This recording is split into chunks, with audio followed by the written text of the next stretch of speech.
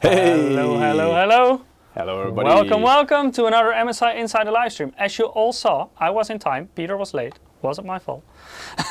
I'm not gonna say why I was late. Not everybody needs to know. Too many details. Yep. But welcome to another live stream. And as you can all see today, we're going to talk about not one mouse, two mice. Yeah, those Actually, two. I can't touch them, which is annoying. Nope. And yeah, of course, we're also gonna play with them in the very new Hogwarts Legacy game. So for the people not familiar with it, it's in the world of Harry Potter, but Yes. I believe it is before the time of Harry Potter, from what I understood at least. Oh yeah, but it's really cool because it's more like you can play kind of Harry Potter without being actually Harry Potter and being tied to the actual story of that. So it's more like a really more open world, and it's in the world, but you can create your own story, I guess. And your own character. Also something we're gonna do today in this stream. Character creation is a game Yes. in itself, obviously. It's really nice. And I hope we do have a couple of Harry Potter fans here, because today we're also, thanks to our friends from Warner Brothers, we can give away two game codes for Hogwarts Legacy, and not the regular edition, but the deluxe edition. No, I would destroy hardware if I did that. Yeah, so please don't. But yes, but that's nice. Yeah, Really and nice. it also means that if you win one, we try to send it out as soon as possible, because it has early access as well. So you can already start in the early access. Yeah. So we'll try to send them out faster than we usually do, so you can start playing. Oh, I see some Harry Potter fans. Expecto Nice. awesomeness. So make sure to participate in the giveaway. Go to msi.com/2/insider, or if you're watching on YouTube or Twitch, you can also follow the direct link to our Gleam giveaway that the bot will put in the chat once every 5 minutes. Yep. We will have some more giveaways in this stream, so throughout the stream we will give away several Steam wallet codes. Yep. So in case you don't win the game, you still have a little bit of a discount on this game, because it is also available on Steam. Yes. And at the very end of the stream we will draw the two winners for Hogwarts Legacy, the Deluxe Edition. So make sure to participate. Nice. So, Peter. Yes. It's time for mice. Just to be clear, you're not a big Harry Potter fan, are you? No. Okay. Sorry to say so, people. Did you watch any of the movies? My girlfriend forced me to watch 2 of them, I think. I mean, if you would have said like The Notebook or something, or Magic Mike, then yeah, okay, that's something typically your girlfriend would force you to. But Harry Potter, yeah, okay. Yeah, I'm sorry, everyone who is a fan, but yeah, I'm not the biggest fan of fantasy and that genre in general. Fair enough. So the wizarding world is very new to me. I'm sure you will all notice that when I play this game today. So I don't know a lot about Harry Potter either. Okay. But yeah, I'll give it a go. I had a kind of like a joke, a pun about the mice, which is like this magic spell that they have to make things levitate. And because it's a lightweight mouse, right? But they're lightweight, so Wingardium Leviosa or something, and then they start floating. So anyway, it's so lightweight, and these are our most lightweight mice to date. They were launched I think 2 weeks ago, I think. So now they should be available everywhere in the country where they are available. But throughout the world, basically, they should be available now everywhere. So these are the GM31 and GM31 wireless, and as I mentioned, they are both lightweight, so that's also why it says the Clutch GM31 LW. LW stands for lightweight. If you're familiar with our GM41, which is the first lightweight mouse that we launched, that's actually this one. Yeah, that's actually on and the wireless on Mike's version. desk. Exactly, yeah. But also both a wired and a wireless version. Yes. And those were really, that's some of my favorite mice actually. So they're really nice, and so we thought, okay, let's continue down that path and see where we go. And there are more mice coming in that segment, quite soon actually. But the first one following the GM41 is I want to say it's smaller brother or sister, because this one is little bit smaller. Do we want to just start with the slides, or should we? Let's maybe have a look at the mice. All right. Yeah. I see, by the way, that we have some Harry Potter experts in the chat, so that's good. Then you can give me some support in the chat about what I have to do and stuff in the game, because probably I will be confused and lost a couple of times. It's fine. It's all right. Okie doke. So the Clutch GM31 Lightweight. Yes. So the this regular is the lightweight, version. so not the lightweight wireless. Yeah. So as you can see, it basically already says it's small, light, ergonomic, and that's really the three key things that you need to know about this mouse. Of course, there's more to it, but those are the three really differentiating factors. Are you sure it's in the box, because it's really light? Well, yeah, but that's you know, that's exactly what it is. Yeah, why don't you maybe take it out, and then I don't know, do we want to do an unboxing already, maybe? Yeah, let's maybe have a look at what's in the box. We've prepared it. So the box itself. Yep.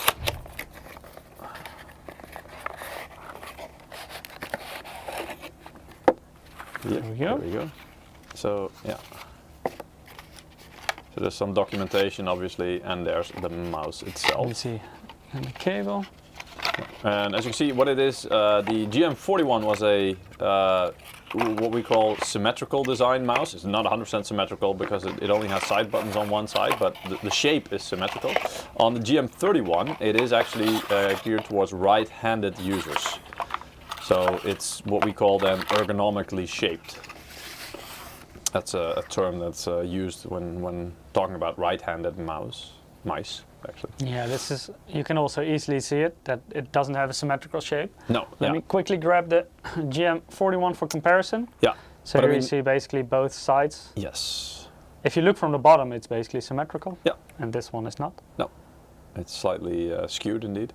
So it's really for right-handed users meant for it. But you can also see some similarities, like, you know, the shape of the, what is it? Well, the shape of the arrows of the buttons, you know, leading to an arrow in the middle of the mouse. The pattern of the side grips, diamond-shaped pattern, as we call it. But also the shape and the texture on the scroll wheel, I believe, are the same, right? Yeah. Yep. Also a bit like diamond-shaped-ish, so it gives a nice grip. And also on the bottom it has these pure PTFE, or we call Teflon, but that's a brand name. So, but it basically is Teflon feet, mice feet. And it makes it very easy to move them over a mouse pad with very little friction. And the cool thing about our studio is, the surface that Mike is using it on, that's basically a big mouse pad anyway. So it's that's the whole table is one big mouse pad. Yeah, it is. Yeah, I mean, here you go. Yeah. Oh, you're almost getting sitting cozy. on my lap, yeah. But yes. Just casually sitting on your lap, Peter. Okay, yeah. So, yeah, but as you can see, I mean, if you could put it next to it, there you go. Yeah. So it's a bit smaller. I mean, it doesn't look like much, but later on in the stream we have an actual size comparison with the sizes mentioned. So there you can really see the difference. Yeah. And it's also, I believe, not just a little bit smaller, but also I think a little bit lower, if you will. So it doesn't fill your hand quite as much. Let me turn them a little bit. Yeah. So this is the 41 and the 31. Yeah. Which is indeed a little bit slimmer. Yes. So it's basically just a little bit, you know, for people who like claw grip, or just generally people with small hands, or maybe younger people. Yeah, this mouse will probably suit you better. As you can see, for my hand, this is on the smaller side. Like if I fully cover it. Yeah. But I mean, you don't like claw grip, right? You're more of a palm grip. Yeah, I'm palm more indeed. Yes. Yeah. So you want the mouse to fill I the slightly back of your claw, hand. but not like as extreme as some people do. No. But I mean, again, you know, that's a very personal thing. Yeah. Everybody likes to hold the mouse differently. Mm-hmm. And that's also why we want to offer a bit more choice, you know, that this one, so this is a shorter, smaller mouse, lighter also. That's one of the advantages here. Compared to the GM41, it's actually quite a bit lighter still. GM41 was already quite light, so this one is really light. So as Mike mentioned, even if you have the box and you're holding it, you probably think, even if it would be in a store, you'll probably think, oh, they emptied this box maybe. You know, some shops do that to prevent theft empty or something. You're like, oh, so it's basically just an empty box. No, the mouse is actually in there, but it's very, very light. And then we also indeed have a live wireless version, but we'll cover that later. Yep. Maybe go back to the slides for a second. Yeah, here we go. So yeah, the profile, it's 120 millimeters long, 120, so 12 centimeters, let's say. 64 millimeters wide. That I believe is not that much less than the GM41, maybe slightly slimmer. I'm always very bad at putting boxes back together. So was I, Unpacking actually. is so much I had to easier repack than... that one earlier, so when you did the unboxing, I was just sitting there like, oh god. Yeah. I got it. I mean, that's always the case, right? If you buy something new and you take it out of the box, it's all nice, and then if you ever try to put it back in, for some reason it just doesn't fit anymore. Yeah, you're like, how did I ever cram this in here? Anyway, yeah, it also has RGB Mystic Light, meaning the dragon at the back of the mouse. I'm not sure if it's not on yet, but we can. Yeah. There you go. Yeah, you But can already see it. That's basically similar to what it is on the GM41 Lightweight. It has the same dragon logo. Oh, you're gonna power it on? Can I reach this? Woo! I think I can. Hey, there we go. So as you see, It's on a very fast color switching mode. Yes. The focus is struggling a bit. It's struggling to keep up with this fast mouse. So yeah, but anyway, RGB it's Mystic connected Light, to this system now, by the way, as you can see. yeah. It's synced up. You can sync it up with the rest of your Mystic Light capable gear. So that's cool. You can basically just sync it up with the rest of your components. On the left, we see what we call friction-free cable, and I think also this is best maybe shown in the close-up cam. What it is a cable that some cables are quite stiff. They're quite thick. This one looks thick, but it's actually very. I want to say, I'm not sure if the right word is limp, but in some ways I think it is. Like it really doesn't have any. Put the mouse on the table, on the surface, and try to push it away by moving the cable. There you go. So as you can see, there's almost no Maybe resistance. if I get it really short, then I can. Yeah, but okay, right okay. here, But normally, I mean, it's hard. you know, you usually have at least I don't know, if you have it on the PC, you have at least like I don't know 50, like half a meter or something sticking out, and that kind of cable. Oh, lax. Yeah, maybe that's a good word indeed. But anyway, flexible. But it's designed to give the least amount of resistance. So when you're moving the mouse, which is already quite light, the lighter the mouse is, the more important the stiffness or basically lack of stiffness of the cable becomes. Because as the mouse is very light, a stiff cable will become more noticeable because it just provides more resistance to your movement. So that's why it's so very flexible. And also the material on the outside, basically the sleeving, is also made from a fabric that basically minimizes the amount of friction. That's also why we call it friction-free. So on pretty much any surface that you would use a mouse on, I mean, we have to kind of, not on sandpaper, of course, for an example, but anything you use a mouse on typically, this should really not catch on anything or add any type of resistance or friction to your movements. So basically it's just the mouse, and you shouldn't really even notice the cable, really. Yeah. So that's the friction-free cable. Then we already mentioned, but yeah, it's a diamond patterned side grip. So basically, it is the side grip. You can hold it up to camera. There you go. Yeah, you can see the square shapes on the side there. It's a bit of a rubberized finish. So this provides really nice grip, really nice texture. Again, just for that extra grip if you have sweaty hands or whatever.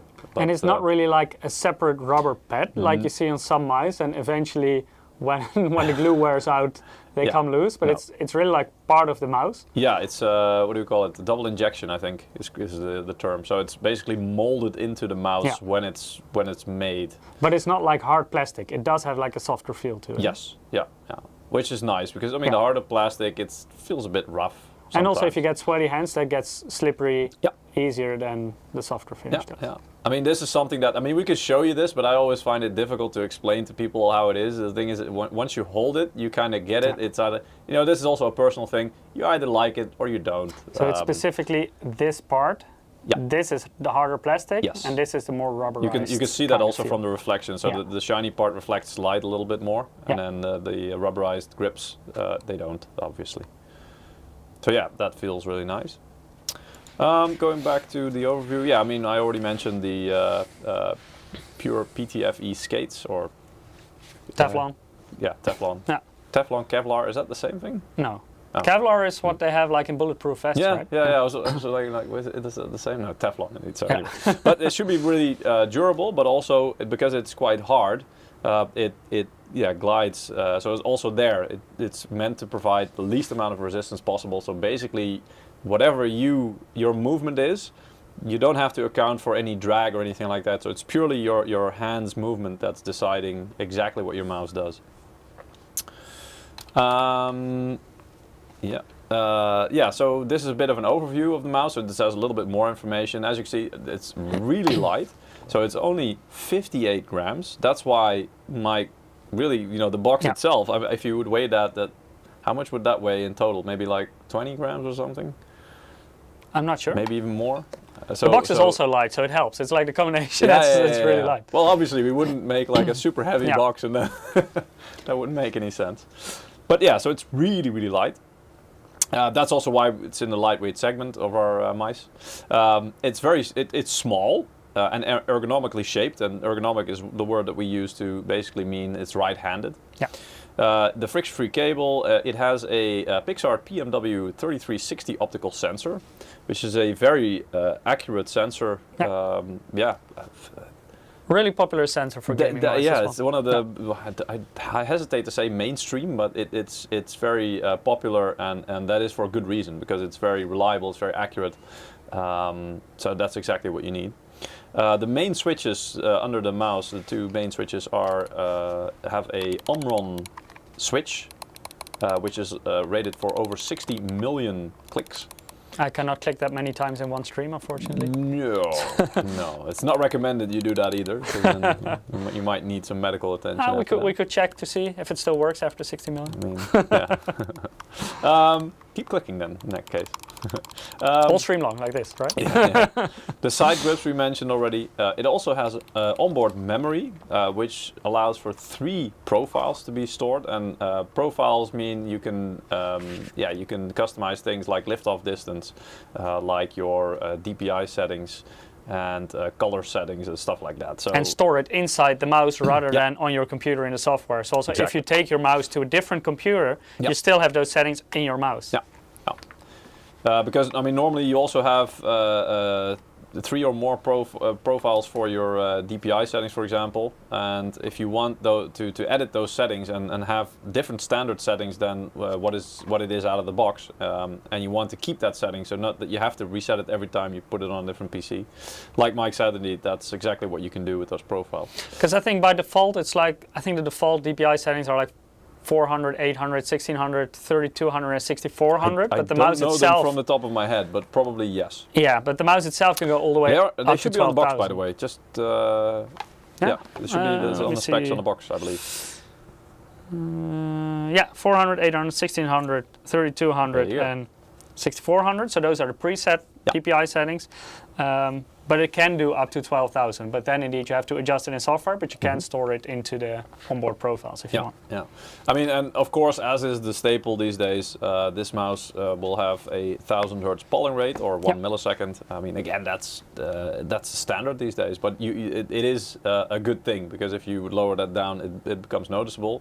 And we had a discussion earlier, right, Mike, that you said some sensors. Not sure if this one is the case, but some sensors will really start dropping in performance or cause issues if you lower down that polling rate. So if you would have it at 240 or 120 hertz, which are also settings you could choose, some sensors really start to crap out. Maybe if some people, if we have like more arena shooter veterans in the chat, maybe.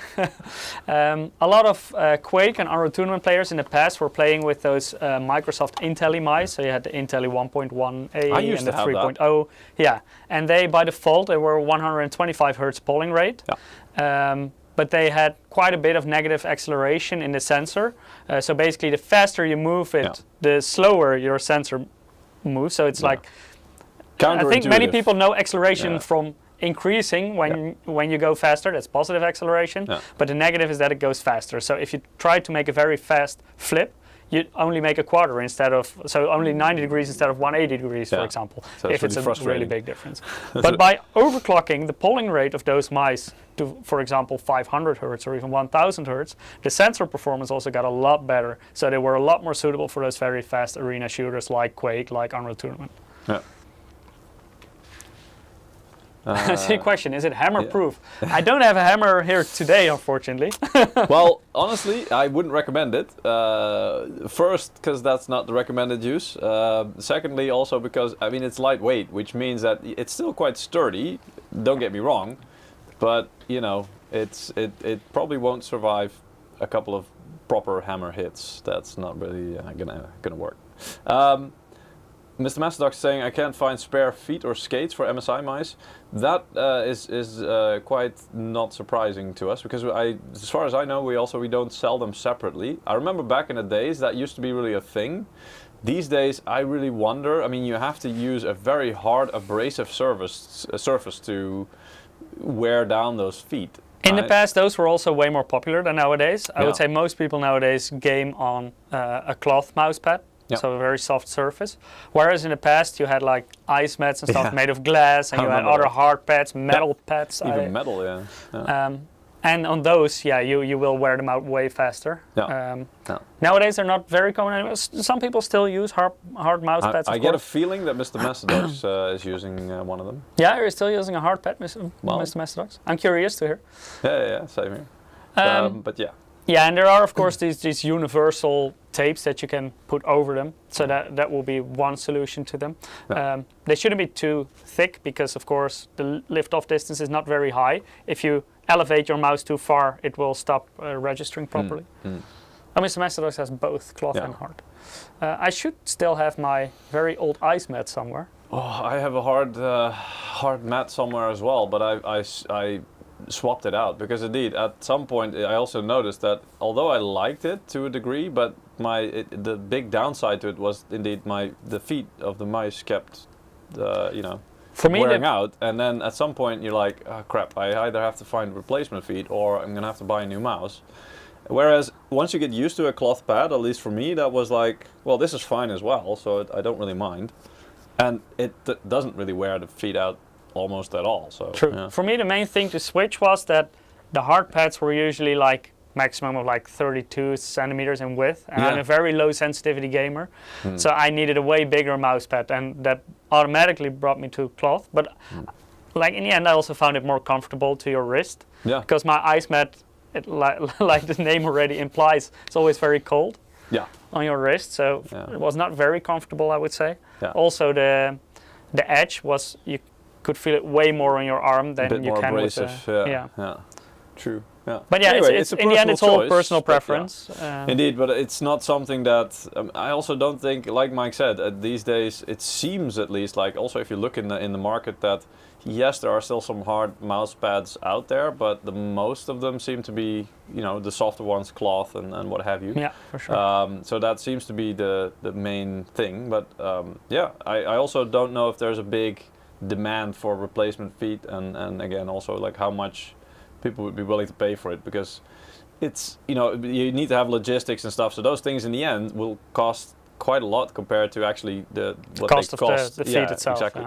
So they're quite cheap to make, but you have to package them, ship them, process them, blah blah blah. Everybody needs to make a margin on it, like your distributor, your shop, and then it ends up being a quarter of the price of a new mouse or something, which frankly I would say is ridiculous, but okay. Maybe we could have a look at maybe like including a second set in the box or something. Yeah, who knows, maybe that might be an okay idea. Yeah. The story ends on Twitch says, I prefer hard mouse pads for ease of cleaning. Yeah, that's definitely a benefit of the harder mouse pads. Either that or try to keep your mouse pad clean. Like don't spill. Don't be I'm like quite Eric. good at that. Don't spill Coke on it. Exactly. Don't spill other bodily fluids on it. That's also that also helps. I made the huge mistake to buy my girlfriend like a lighter mouse pad, because she drinks a lot of tea behind her PC. So you can imagine what it looks like nowadays. Oh, you should have like a mousepad that's like completely purely white, and then she can, you know, everything she does registers on it. And it's like a living project, right? It's, Indeed. can you imagine the circles forming on it? You know, every time they put the drink on it. Oh, anyway. NRT says, I put mine in a washing machine on cold delicate wash. Yeah, that seems to work for quite a lot of cloth mouse pads as well, indeed. Yeah, or to just clean them. wiping it down with, you know, with a damp cloth or something. That if you do that well and apply some good pressure, because normally it's like it's a yeah, it's quite a resistant surface, let's say, or even if it's sometimes we have like more like a nylon-esque, you know, that's like a half shiny as well. There's also really smooth surface. That, you know, you can rub that down quite well with a smooth cloth or something, or you know, something damp, a bit, maybe a bit warm, and then that will get a lot of the stuff off there as well. But anyway, don't do anything that loses fibers, by the way. Don't use cloth like that, because that will just make a mess. Let's head over to our next model. Yes. Because this was, of course, the wired version. Yeah. But there is also a wireless version. As we mentioned. So same name, but with wireless. Yep. So Clutch GM31 Lightweight wireless. Yep. I'll see a question in chat, by the way. Why is it 31? Well, our naming, the naming of our products that we use is basically GM stands for gaming mouse. So our keyboards will be GK. Start with GK, gaming keyboard. Our headsets are GH, gaming headset, etc. And then the first number kind of indicates for us at least, the positioning. So a higher number means it's higher positioning, means it should be more premium. It's more decked out with features, higher specs. You know, basically overall better experience. But it will also be more expensive. A lower number, so in this case it's a GM31.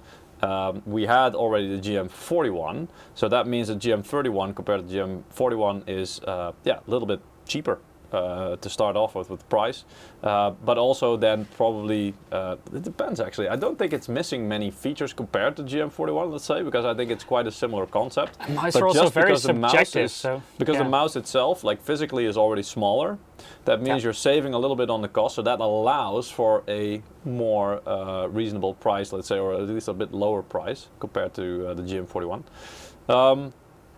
Yeah, so basically, and then one is because it's our first rendition. If we would have a follow-up version, or you know, let's say revision in a couple of years, if there's like a newer, better mouse sensor, and we want to include that, but we want to keep the model, for example, it would be the GM32. I thought you were just matching my age, because now I'm 31, and later this year, when I turn 32, we're launching the GM32. No, yeah, not like that? We didn't want to show the real backstory here, but it was indeed, it was... exposed. Yeah, it was gaming Mike, Michiel, just what GM means. 31, because he's 31 years old. So next the year GM we'll have 51 is yours, GM, right? the GM32. No, just kidding. But yeah. The model number for our monitors, they don't mean anything. It's just people ramming their foreheads on the keyboard. You should know that by now. No, they do actually have a lot of meaning, and some, but it is complicated because there's a lot of different stuff there. But I think we've covered that in usually the number previous... is screen size generation. So I see, for example, Pineapple Pizza on YouTube chat is saying I own MSI MAG 241C. Yeah. That basically means 24 inches first generation curved. C stands for curved, indeed. Yeah. And MAG Arsenal Series gaming segment. Yeah. And then you have MPG, which is... Night Mode says, Mike, you're 31 because you're the first version of yourself. Exactly. Well, of your 30s self. And next year I'm the second generation of myself. Yeah, you got it. There you go. So when are you going MP? When are you going to mass produce? Just kidding. All right, so anyway, so yeah, I hope that makes it a little bit clear. As you can see, a lot of the things are the same with the GM31 Lightweight wired version. So, I mean, the profile, the size, it's I think, identical. Yeah, the shape and the size is identical, so it's also 120 millimeters times 64 times 37.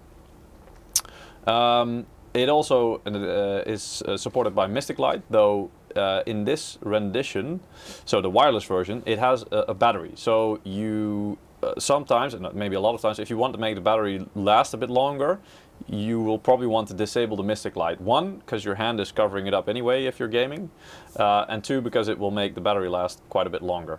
But yeah, that's quite easy. You have the diamond pattern side grips, the pure PTFE skates again.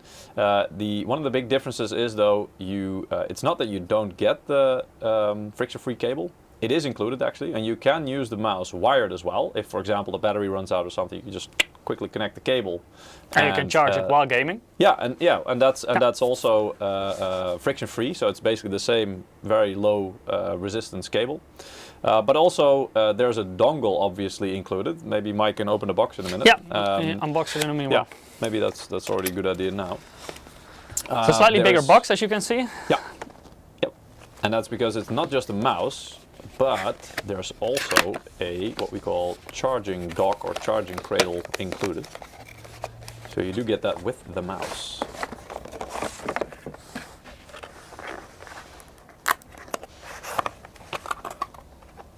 So of course the mouse. Yes. Oh, I see. That's now. actually a really good question. I can't understand that we actually skipped that or didn't mention it. But VRK is asking, where's the DPI switch on the GM31? That is something it has in common with the design of the GM41. It's actually located at the bottom of the mouse. Yes. Oh, this one still has some protective film over the skates. Yeah, I'm not sure if this is, if this is because it's a sample that was sent to us, and it was a bit of an early sample. Let's say it was used for evaluation on our side. Let me do some peeling. Yeah. But I'm not sure if you get it in the box that it also still has these protective stickers on it. It might well do. Dongle size matters. There we go. Yeah. So no, the feet are not blue. They're white like the yes. other. Yeah. Oh, almost. But yeah, the DPI switch is actually located at the bottom, so that has to do with saving weight, and it's the same with the GM41, which also has it at the bottom, because if you want it to be underneath the scroll wheel, for example, which is the typical location it would be on most mice, you need to have a mechanism inside the mouse that kind of has a plunger switch and whatever to kind of connect to the PCB where the actual switch would be. In this case, the actual switch, because the PCB is located close to the bottom of the mouse, the material needed to put that switch on the bottom versus on the top, that actually saves a surprising amount of weight. So this is the wired version. There you only have the DPI button right here. Yes. And the wireless version, you also have the on-off switch right here. Correct. Yeah. Also at the bottom of the mouse, you can see those two connectors underneath. Those ones. That's for charging. I want to say wireless charging, but basically it's just for the charging dock that Mike is wrestling out of the packaging right now. Yes. So basically, just two contact points for charging. Yeah. There you go. And it's also, I believe, it's a little bit magnetic. Not as much that you can let it go, but I think once you put it on, it kind of does. Click into place. It automatically basically finds its position on the dock. Yeah. So that's just a little bit nice, but it's a nice touch. And then, of course, you could see on the bottom there was a on-off switch. Yeah. Yeah. So basically, to conserve battery, if you're I don't know, you're not using it for a while, but you want to keep it charged. Yeah. You also see the LED the light will switch start. Will start. And red is off. Yep. It's quite easy. Yeah. Can you show the inside of where the charging or the cable goes in on the mouse? Yes. Because people were asking, is it Type C or is it? It is. It is Type C. Yeah. I was hoping we could see it more clearly, but there's too much shadow. Let me quickly grab the cable. But you can see, yeah, exactly. Maybe easier to see it's Type C indeed. Yeah. It is a let's say a little bit of a specially formed connector, the housing. As you can see, there are some ridges standing out there, and that's to give it, like, once you put it in the mouse, you want it to stay in, right? If you want to use it with the wire connected, you don't want the wire to come loose in between, so you really have to kind of click it in place. So that's why the mouse kind of really grips it to make sure it doesn't slide out. Yeah. And this is where you can also put in the dongle. So the dongle, by default, it's inside the dock. Yeah. You can take it out, indeed. So this is also a nice thing, right? So normally you can take it with you, the dongle. You can store it in the mouse, and you could just basically, if you're using a laptop on the go, you can just plug it into your laptop directly, the dongle. No need to use the charging dock or anything like that. But if you have it on your home setup and you want to use the charging dock, maybe, because you want to charge the mouse that way, but you don't want to use an extra USB slot then for the dongle, because that would mean you're using 2 USB slots on your PC. You can just plug the dongle into the dock. So you basically, on your PC, you're using a single USB slot, but you're both using it for the charging dock and to connect the dongle, so for actual mouse registration. Let me put it back in the dock. And the dock itself, you actually connect using the same USB Type-C cable. Yes, slides in at the bottom. Yeah. You see, there we go. Yeah. And there's a little hole cutout there that you can put it through. Yeah. And I believe the charging dock itself as well has like anti-slip feet. I'm not sure, there might be a protective layer on there. Yep, that needs some peeling as well. Yes, do it in camera. People can't see it. There we go. Yeah. So actually that's also because, also once you put that on your desk somewhere, you probably don't want that to be shifting around everywhere. So so this is rubberized. Yeah, a little bit of rubber, anti-slip rubber there, so it stays in place, and there you go. Also, by the way, a small thing, but I still want to mention it, on the cable itself, there is like a little cable management rubber thingy there. Yeah. Not sure what they're called, but yeah. Like you can, if you basically you don't want to use the full length of the cable, and you want to do, you also don't want the cable to be running everywhere. You could just roll it up and put that thing around it, and like a cable tie, I guess. By the way, did you charge the mouse beforehand? No. Okay. No, I didn't. Then I'm going to use the wired version today. Well, no, I mean you could try it. I can try. Probably. I can always switch if it runs out. Yeah.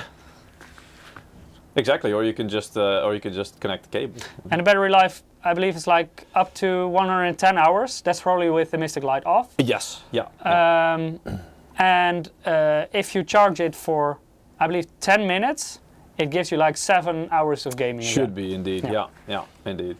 But I mean, it's quite similar in regards to its functionality as the GM41, and I've been using the GM41 now for quite a while, also personally and then professionally, like during my work hours. So that means I'm using it for quite a number of hours.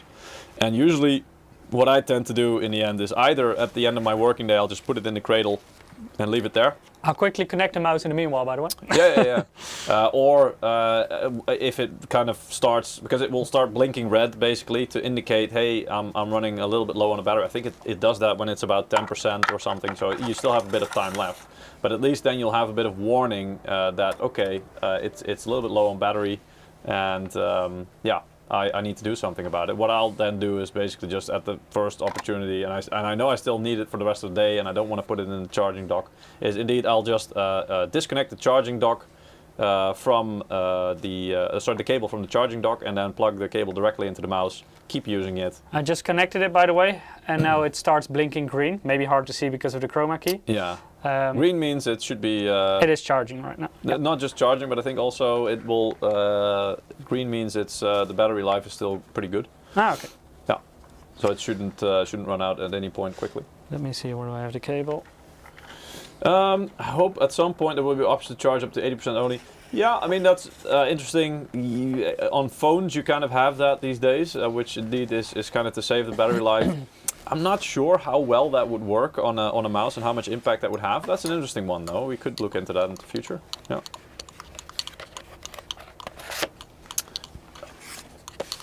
This box is easier to repack than the other one.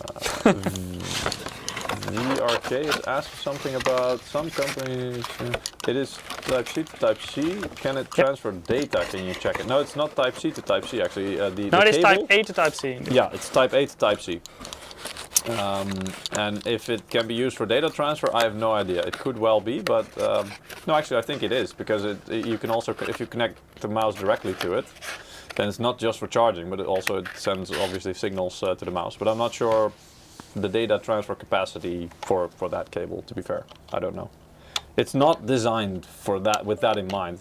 Also because, again, if you want the mouse to support a higher, let's say, power delivery, for example, or because you want to use it for charging your phone, or higher data capacity, that means that the cable itself is required to be thicker because of the power delivery requirements. And yes, it does data as well. I connected my phone to it, and the computer recognizes my phone. So it does data, but I'm not sure how much, and also charging, because again, keep in mind it's not meant for like power delivery charging of phones or laptops. Yeah, it's probably USB 2.0, but on the other hand, most phones still are, including mine. Not all, but most. But it's not like for fast charging or something. Because again, like the cable is made to be as thin and flexible as possible.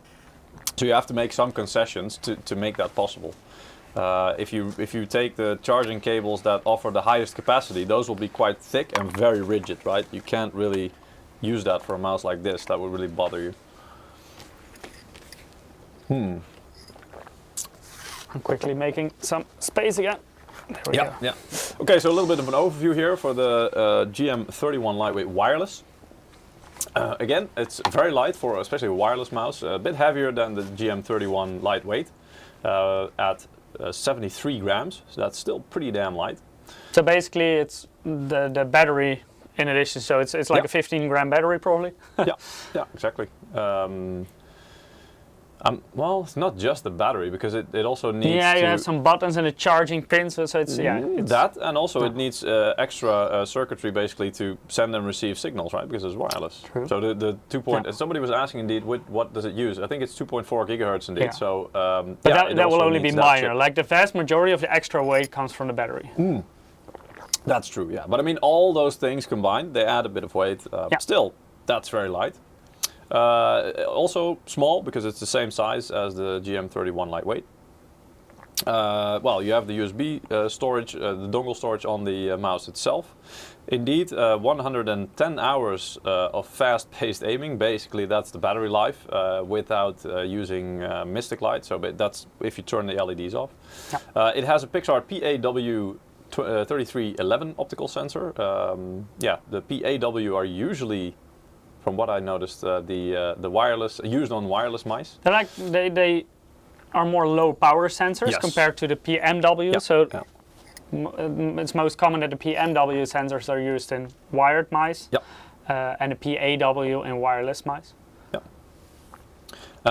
Also here we have the Omron switches rated for 60 plus million clicks. So that will last you quite a long time. The diamond pattern side grips, of course, the onboard memory also for 3 profiles, and of course a lot of functionality and things you can do in MSI Center. And I think that covers most of it. I mean, maybe I'm not sure, Mike, if you want to do some test like in a drawing, like we did in the last, like in Paint. Yeah, I can do some just paint doing some demonstration. fast movements and seeing what the mouse does, because that was a test in. We did a live stream a while ago, actually quite a long time ago, where we tested some of the mice and showed the difference between good mouse sensor, bad mouse sensor, and things like angle snapping, those terms. That or spinning out, like what Mike mentioned earlier. Like if you are in a twitch shooter, you really want to do a fast movement, but you have a low sensitivity, meaning you need to cover a lot of space very fast on your mouse pad. Some mouse sensors will then lose tracking, so basically they will either stop or they will do really weird things, and you basically just don't end up where you want to be. And angle snapping is basically if you make like perfect round shapes and go outward. Then if you have angle snapping disabled, basically, you should have the actual shapes you're drawing. With angle snapping, you will notice that the shape becomes more square because it's trying to conform to a pattern. By the way, I'm quickly doing a bit of acceleration test. So what I did was I absolutely minimized my mouse sensitivity. So as you can see here, when I put it here and I click the mouse, I now move it for like half a meter, and this is all it does. And this basically means that you can easily see on the lines how the tracking of the mouse is. So if you have a very poor performing mouse, you will see it spinning away. But here you still get, of course, they're not completely straight lines, but that's because of my malfunctioning arm. but it properly tracks, so it doesn't spin out. Even if you're, I unclicked it. Even if you're moving it really quickly, left, right, it keeps on tracking it properly. Yeah. So this means it's quite accurate no matter the movement. I actually cannot make this spin out. Yeah. I'm trying to do so, but Mike is used to fast movements, right? Yeah. So he's actually doing this a lot. I'm a very low sensitivity mouse torture in that perspective. Yeah. And that's also why I, for example, overclocked my Intelli mouse back in the day, because otherwise I could make that spin out. Mike was overclocked. Man, he overclocks his ballpoint pen if he could. Do we have like a standard office mouse somewhere here? Oof. I don't know, actually. I think we only use our own mice. I think we only have the gaming mice here. Used to, with better we used to have like this old, like HP or something, like those typical mice you would get in an office, or you get with an office PC. With like a very bare bones sensor. I could check, but and if you do that, if you do this test with like a very basic mouse with a very basic sensor, it will spin out immediately when you swipe it quickly. No, I don't think. I mean, I'm looking around, but I don't see. I think we got rid of that. But we could, because maybe, I mean, in a while, not too long from now, we'll have another launch of one of these products. So maybe then we can do a comparison again between all of them. I'm gonna put my sensitivity back. By the way, this was the wireless version that I was using. So this was the PAW 3311 sensor that you were looking at. The story ends. What's the reason to play low sense my mouse? Is it just tracking to snipe? Well, precision. Precision, yeah. So I guess in a way, yeah, tracking to snipe. But some people would prefer to do that only when they're sniping. Mike does it in pretty much everything. And that's why he has like a separate table for his mouse and mouse pad. I need a lot of surface area to play a shooter. Yeah. Oh. So for me, like... He bought a separate house for... just for the mouse pad. Yeah. But for me to do a 360 in-game is like 70 centimeters or something. No. So and then the opposite of that, that's the funny thing about it. So Mike is that on that end of the spectrum. The complete opposite of that is Eric. Eric plays at a very high sensitivity, meaning if he does this, he's done 5 360s, right? It's like... And then... we see him, he plays Battlefield, and then, you know, when he does that and he has that high sensitivity, I always wonder, I guess it's just a matter of getting used to, but honestly, I've played on his settings a little bit, and for me, it was just constantly spinning around. And you really wonder how he can be accurate on that, but again, I think it's all in conditioning, getting used to it. We all saw what happened in an early live stream when we played Unreal Tournament against each other. Yeah, but again, you know, that's your... that's more like your game. That's not his game. True. So, but it's a very because we played Instagip. That's very much like pure aim. Yeah. So it's not like with any recoil or something. It's just aiming and clicking at your enemy. Yeah. But so. Basically lower sensitivity gives you a bit more control. No. That's the main reason. But it's a bit more hard work because you have to actually the physical movement is more. And of course, it can also make you slower in certain things, because quickly looking behind me, for me, it's a lot harder than when you would play at a higher sensitivity. Yeah. So you also see that certain players play with mouse acceleration on purpose, actually, because of this. Yeah. For me, I tried it, but it's very hard for me. I really like that one-to-one input, that the same movement is always the same distance in the game. When you say hard, does that mean you find it unpredictable? Like it's hard to know when the acceleration will kick in and give the desired result. Yeah, I found it very hard to get used to, because I'm very much used to a certain distance is a certain movement in the game, and then you get the extra variable that if I move it slowly, it's a different distance than when I move it quickly. Yeah. Yeah, and for a lot of these things, if you ever, I saw some documentaries on pro players as well and stuff. Yeah. The thing is, like at some point, it becomes they don't really think about the movements anymore. They just look at the screen and they know exactly how far. It's muscle memory, right? So they know exactly how far they need to move a mouse to. For example, if you play CS:GO, that's one of the things I used to follow and play a bit. And you know, the speed at which people run or walk, there's basically only two speeds, right? You either walk or you run, but those are set speeds. And so it's very easy at some point, it becomes really predictable. If you know exactly somebody's coming around a corner and you know, okay, they're running, then you know exactly what speed you need to move your mouse to hit them. So yeah. Let's maybe show you a quick comparison of the different mice in our lineup, and one is actually still an upcoming model, right, Peter? Yes, correct. Yeah, yeah. I mean, we did show it in our CES live stream. It was displayed on a CES booth as well. But yeah, from if you look on the right side there, from left to right, it's of course the product we're talking about today, CLUTCH GM31 Lightweight. Then on the middle, there's CLUTCH GM41, so that's the one we launched earlier. Was it last year or the year before already? Can't remember. Yeah, anyway, I think maybe even that one was there already for a bit longer. And then there is a new mouse coming up indeed, which is the CLUTCH GM51. And as the number suggests, it begins with a 5, so that's a higher number than the rest. So that means you should expect a bit more premium mouse in many respects. So I'm not going to spoil too much. You could probably look it up if you want. There are some coverage of it on CES, but we'll also do a full live stream on it probably on somewhere when it launches. I already saw some people in the chat talking about they had slightly bigger hands. Then that could be a very, very nice mouse. I actually tried the 51. It's my personal favorite so far. Yeah, well, I mean, that's the thing, right? The thing that's not a secret, what we can already see is it's not the longest mouse. If you look on the right, it's actually a little bit shorter than the GM41. 41, yeah. And also a little bit slimmer even. But I mean, that's 1 millimeter is not something you're going to notice. But where the difference is the shape. So GM51 will also be right-handed, like GM31 we have now. But also the GM51 is the shape on the left side. You can see it's more curved, let's say. So what it does is it's taller, it goes up more. So that means that if you're like Mike and you like a palm grip, that means that you like this to be the mouse to touch this part of your hand. It basically fills up your hand a bit more. Yes, yeah.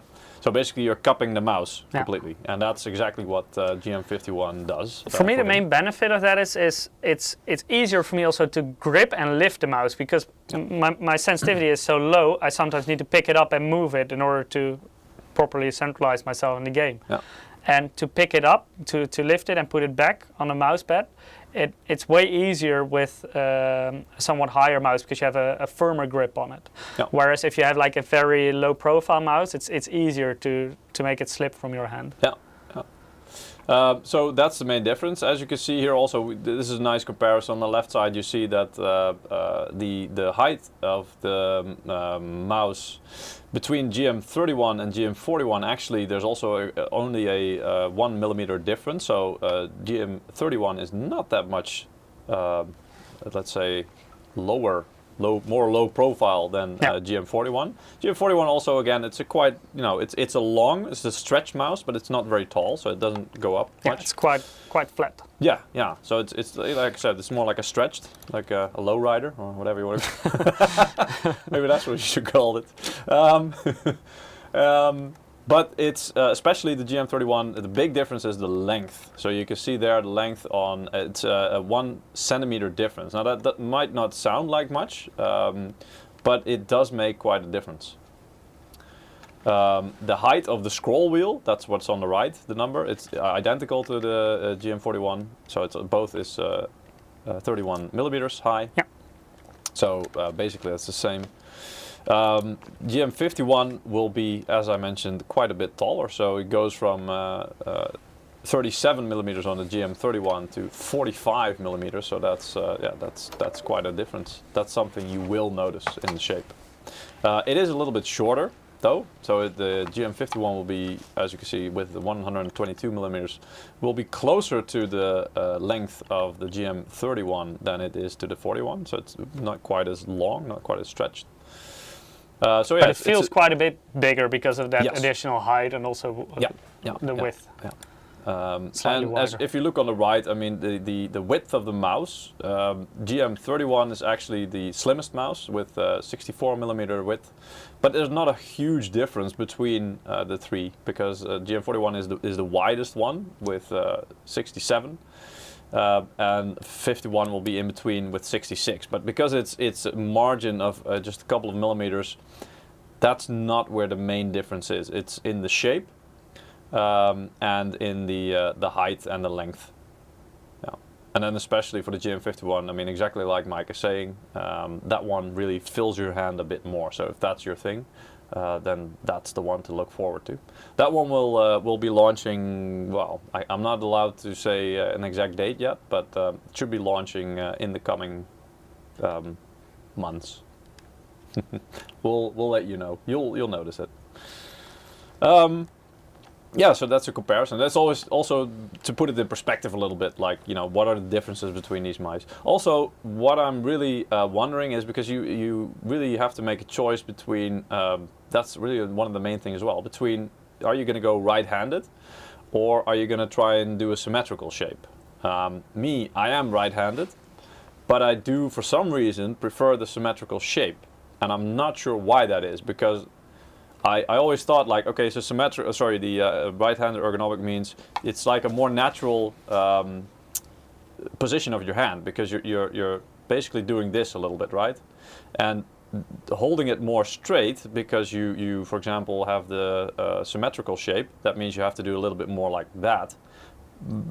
I always thought that puts more strain on your hand, because that's a little bit less natural than this.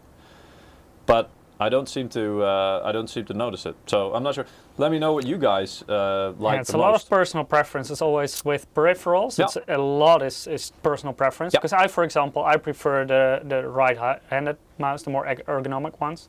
For me, they're also again easier to pick up than the more symmetrical shape of, for example, the GM41. Yeah. So yeah, it really just try it out what you prefer. If you want to have more of a symmetrical shape or a more right-handed shape. Fadi Diab is also saying, he's calling it ambidextrous mice. I don't want to go that far, because for us, I mean, if you really want to use ambidextrous as a term, that really, it would indicate you can use it with both hands, which you can if it's a symmetrical shape. But to be fair, it only has the side buttons on one side, on the left-hand side, meaning it's really meant for right-handed users, because you use it with your thumb. Here's the 41, buttons. for example. Yeah. So even though the shape is symmetrical, yes. if it would, ambidextrous basically means you can use it with both hands. Yeah. And you can, of course, yeah. but the buttons are only on this side. So if you're right-handed, that's where your thumb will be. Yeah. If you're left-handed, you don't have buttons on this side. No, indeed. So that's why, to be fair, we don't want to use that term, because I think that could be misleading for some people. And I mean, I can't even imagine if you're a left-handed gamer. You know, there probably will be some mice for you, but I mean, there are some your for choice will be quite limited compared to the right-handed. Yeah, there are way fewer. A friend of mine is left-handed, and he actually plays with a right-handed mouse. Yeah, because I really don't get that, but he does for some reason. But I mean, he probably got used to it while growing up, because now you might have some left-handed options, but in the past it was probably not even a thing. Yeah, but you had a lot of symmetrical shaped mice. Like even further in the past, everything was that shape. Well, yeah, but it was not ergonomically shaped, because it was just a freaking square or something. No, but I'm not sure how ergonomic it still is. If you use one that is made for right-handed people with your left hand, then I would think a symmetrical shaped mouse would be more ergonomic to you. But yeah, probably, yeah, of course, but still. But that's just my assumption. I haven't tried it myself. No. Is it an MMO mouse? No. Neither. None of these mice are. I mean, you can use them in MMOs, of course, but MMO mouse, when typically what I think about when a ton of buttons on the side. No. It's a bunch of buttons on the side, like, you know, for hotkeys or stuff like that you can customize. So these, I mean, you can reprogram the side buttons, for example. So in a way, you'll have some possibilities there, but this is more, and also with the lightweight, basically, that's more typical for shooters, for FPS, because there, you know, if you want fast-paced and you want as little resistance to your movements as possible, so basically your mouse is one with your hand, and it's basically just your hand movement, and your mouse is just tracking along with that. But not adding any resistance. That's something that usually FPS gamers and also general purpose is This is a bit more geared towards indeed FPS and general purpose rather than specifically MMO. Yeah. And I mean, also there, right? This is a lightweight segment, so also the GM51 will be lightweight to an extent. I mean, it's a bit more of a fleshed out mouse, so expect it will be a little bit heavier than, for example, the GM41. But it's still in the lightweight range.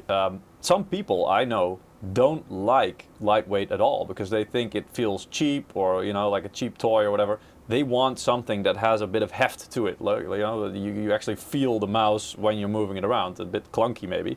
And in the past, you also had mice with like weights so that you could. Yeah, exactly, with the weight system. Yeah. So you know, again, also there, it's a very personal thing that, you know, one person likes the lightweight and likes that you almost pretty much don't even notice it or feel it, and the other person is like, well, I pay money for it, so I want it to have a bit of weight. I want it to feel expensive, and that for me means that it's heavy. You know, for some usually people, if you like a certain mouse but you want it to be slightly heavier, get the wireless version because of the battery. Yeah.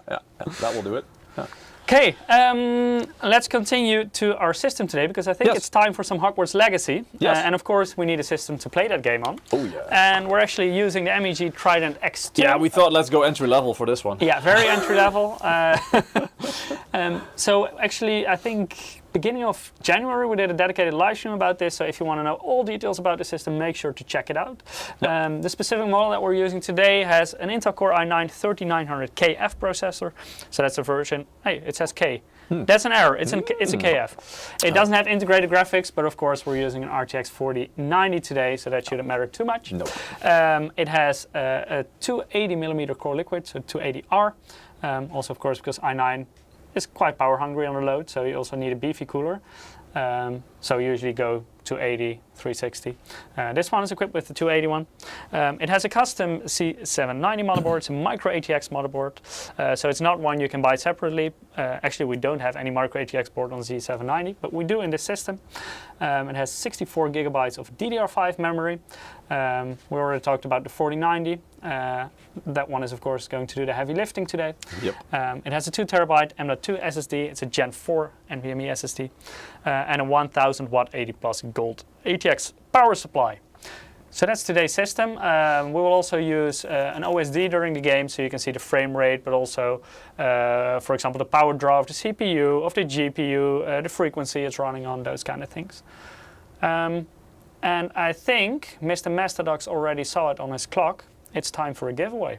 Yeah, I was also looking at that. That's a good idea. That's so yeah, if you haven't already participated, go to msi.com/2/insider. There's a button you can participate in the giveaway, or click on the Gleam link that's being shared. This thing is in the way. Or click on the Gleam link that's being shared on YouTube or Twitch. And we're first going to draw 2 winners right now for Steam wallet codes. And at the very end, we will have the giveaway of Hogwarts, the Hogwarts Legacy Deluxe Edition. So we will have 2 keys to give away at the very end of the stream. Nice. That will make some people happy. I do hope they go to people, you know, who actually are big fans of the Hogwarts Legacy of Harry Potter. I hope so too. Yeah. Yes. Okay, so we already have one winner. Our first winner this is easy. I mean, we've had harder names yeah, than this. this one is doable. So this for a Steam wallet code, and congratulations, Steve. I'm sure there are more Steves, so Steve that will get an email is Steve from Australia that does some videos sometimes? No, it's not that Steve. Thanks, Steve. No, different Steve as well.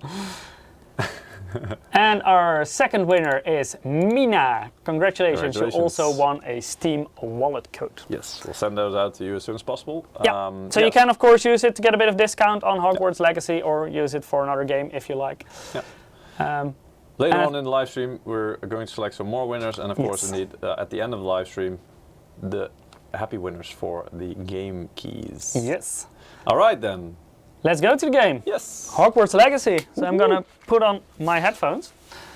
Well, press any key to start. I can do that. Where's the any key? I mean, that's the big joke, right? Wasn't it? A long time ago that people said people should make like a keycap that says any, so that people know what to press. Let's quickly take a look at the settings we're currently running.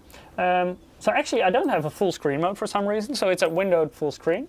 I also tried to switch, because this is the capture card. I tried to switch to the monitor, but when I do it, it still shows the capture card. But it works fine in the windowed full screen and in this mode. Basically, right now, everything is maxed out. Put on your sorting headset. Nice. Frame rate is uncapped, of course. Motion blur, I'm going to switch that off.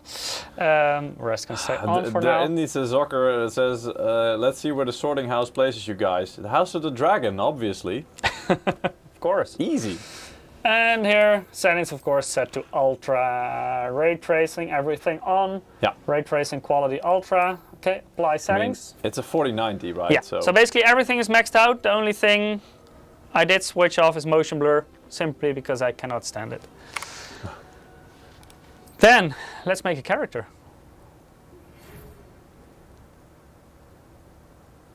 Turn begins on... Mina, I'm not sure. It was Mina. So I'm not sure if that's the name. Again, we only read out the name that is entered in the like the nickname. So I'm not sure if it just said Mina. Indeed. Yeah, it just said Mina. So sorry if that's not you. Ah, well. But you have another chance later on the stream. Yeah, stick around. Ray tracing, yes. PRK, yes. All the ray tracing. So we got our acceptance letter from Hogwarts. Term begins on the 1st of September. That's my birthday. Always nice. F, start game. Yeah, Moe Mustaine, the EGA000E is like a very secret monitor concept that you don't know about yet. I'm gonna make a very nice character. This will be my base character.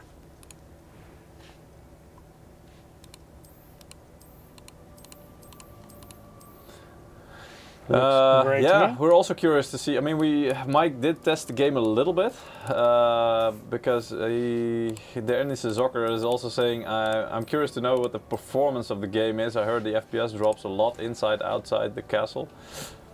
Yeah, well, in the little bit of testing that we did think, I mean, again, we're running a 4090, but we did think it was quite heavy for, even for a card like that. It was, without DLSS, it was difficult to get even near 100 FPS.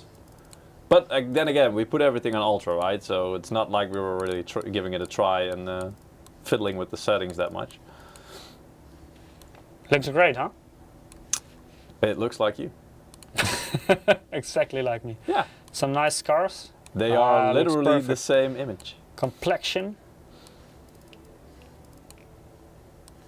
What does complexion do?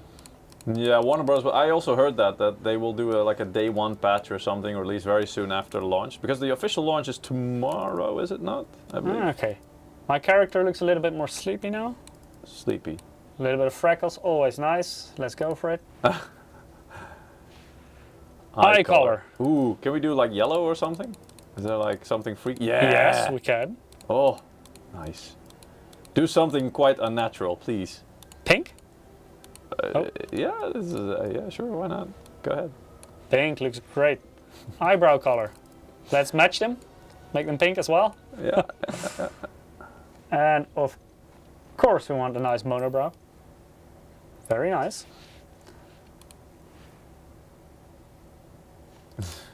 F4Z Eagle is saying, FYI, don't change actor voice or you will end up with a robotic voice. I kind of want to hear that now. I'm really going to enjoy this class. I think that's a very nice voice. I am indeed a student. I could very well I think this is what he meant with don't change it, but alright. I'm definitely going to change it. I YOLO. like this one. Well, I'm a total Harry Potter noob, so I'll go with easy. Story is probably too easy. Easy maybe I can do. Oh, Normal I probably cannot. And hard I can definitely Come on, but you are a serious gamer. Not in Harry Potter. Or Hogwarts Legacy, I should say. They have a very nice name for my character. Can you give her a beard? A beard? Or wait, I'm not even sure. Is that a guy or a girl, or is that not a thing? I started off as a girl, but Okay. I picked the male voice, so I made it a nice inclusive mix. combination. Yeah, yeah. Facial hair? No? Aww. Yeah, we have our monobrow. Where's the facial hair? Where did you Where is that? Eyebrow? No, that's eyebrows. Maybe our character is still Scars too and young mark- for facial hair, I don't know. All right. Do you have name suggestions? Chat, I'll leave this up to you. Come on, funny names, please. Go ahead. Not offensive, please, because we won't do that. Oh, dormitory, do we want to be a witch or a wizard? That's like male and female then, isn't it? Or I think so, yeah. That's lame. Puddle model.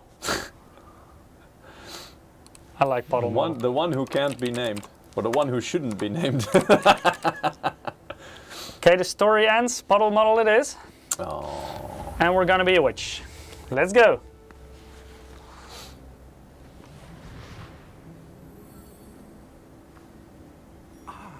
I do like the look and feel of this. I'm not a huge Harry Potter fan myself, but I do like those movies because they just get the scene so right. It just feels really nice. I have, Professor. Well, I'm quite sure I've never seen anyone Ice cream. Oh man. Now I see the good names. Got Mary Poppins, Ice Cream Ninja, Moses Potter, Harry's great grandpa. Bob, I also like that one. Bob. Just Bob. Bird. Hank. Puddle Mole is pretty good as well. Alright. I confess I may have miscalculated slightly on my first try. Gave quite the fright to some theatre goers in the West End. There is quite a lot of Notice story the carriage to it. has no horses. Well, duh. It's Who it's needs Harry horses? Potter. It's It's magic, magic right? indeed. The carriages drive themselves. Why don't we stick en route to Hogwarts? We have I really like the hair of my character, by the way.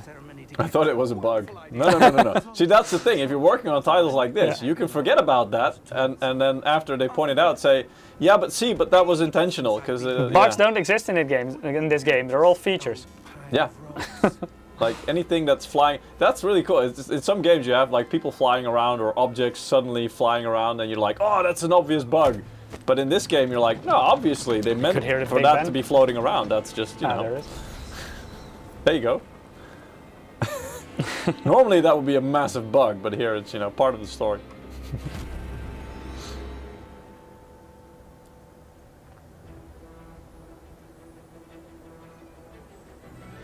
Only a few people can see the horse. Yeah, that's like Luna, right? That the girl in the movies. She sees it.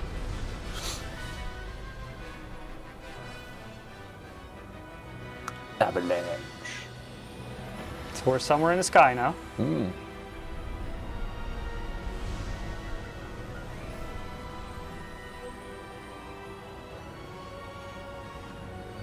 I bet there's like a killer soundtrack or something going on now, and sadly I'm not hearing it, but I can hear the music. yeah, I know.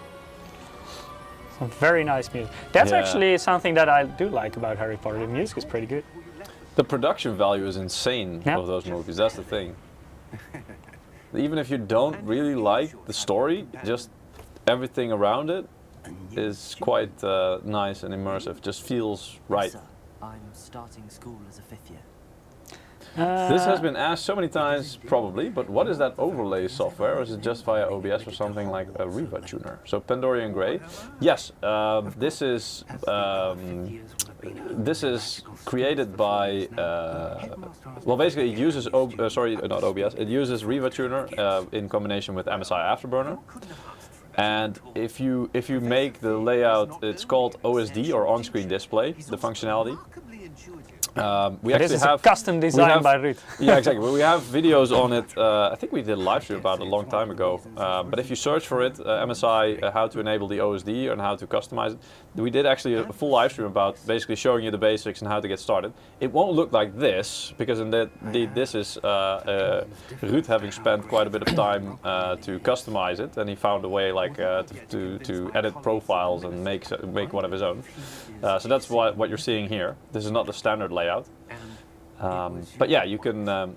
It's a very useful tool, especially to keep an eye on your system metrics if you have only one monitor, for example, or you don't want to switch.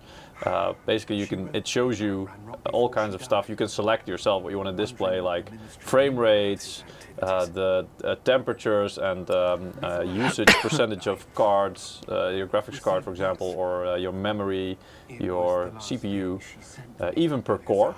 I mean, it will make a long list, but you can definitely do that. But with no correspondence, I can only assume that she had to get rid of it quickly to keep it safe. Presumably from Ranrock. I cannot open it. Whatever magic protects this is powerful indeed. Yeah. So it is the OSD of Afterburner, but it's basically reskinned because Ruud found out you could actually reskin that, even though it's not really a widely developed feature. It's kind of baked in there. And so he started messing around with it to see what he could do, and this is the result. So that indeed looks pretty nice. You should add memory usage as well. We could do that, but to be fair, I mean, we've got, how much was it? Is it 64 in here? Yeah, there is. Yeah. But yeah, there's a ton of things you can add in the OSD through Afterburner and Riva Tuner. Yeah. But yeah, at a certain point you get like an information overload. So we just picked a couple that we think are most relevant for this. Yeah, on most live streams indeed. So you have from top to bottom, on the top right you have the FPS frame rate. Then below that you have frame time. And also shows you the DirectX version, in this case D3, D12, so DirectX 12. Max has no sound. Do you get any sound input? Let me check that. Yeah, Sure. Well, yeah, there should be. It's softer than we are, but there should be sound.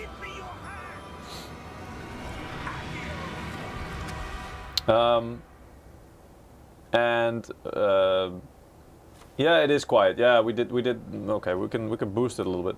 We actually made it softer so that it doesn't. We can talk over it still. You're hurt. Up here just boosted it a bit. So. Yeah, but if that's your subtle way of telling us to shut up and let you listen to the game sound, then all right. Oh, have to heal. We're gonna do some absent shots. Oh yeah, bottoms up. Here comes the ferry. What happened? Puddle muddle. I can't believe he... What the hell got into that damn thing? Attacking a carriage mid-air? I've never seen someone A typical dragon with healing up from doing absent shots though. No, but it's usually in games, right? You get health potions. That's the thing. I'm not sure. But that key you discovered was clearly a port key. As you guys can see on the frame rate, in the current settings, it's a very demanding game. I have to say, by the way, we're playing this in Ultra HD with everything maxed out. Everything is on Ultra. Also, ray tracing, everything is enabled and on Ultra settings as well. Later on, I will enable DLSS as well, so you can see what that does for the frame rate. Why? Yeah. First, let's take a look at the world a little bit. I mean, honestly, for now, and this is 4K, right? Yeah. But for now, around 50 FPS. On a 4090 with the Core i9. Yeesh. So it is demanding. It is quite demanding, yes. But I mean, look at that. How far did that port key take us? It's also quite a nice, quite a nice view there. We're somewhere in the Scottish Highlands. So, those ruins. The port key was meant to lead So you us comment on there. YouTube. I do. That's not absinthe, that's Popeye's special spinach drink. Exactly. That must be it. Sent that port key to George So when are my Fry. muscles popping out? And I believe yeah.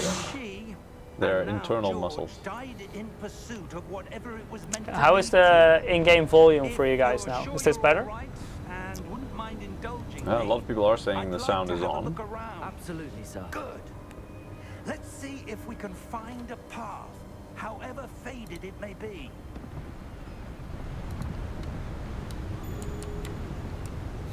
Activate DLSS 3. I know, yeah, we will do that in a little bit. But Mike first wants to show it without DLSS enabled. Yeah, let's follow him a little bit and then we'll switch off DLSS indeed. A good question. Can hear the conversation. Okay, good. Searching for evidence of a long-forgotten form of ancient magic. If you have any questions about the game, please do ask. Not sure if we can answer them, but if you have any questions about any of the mice we talked about earlier, also let us know. So I'm using the CLUTCH GM31 Lightweight wireless now.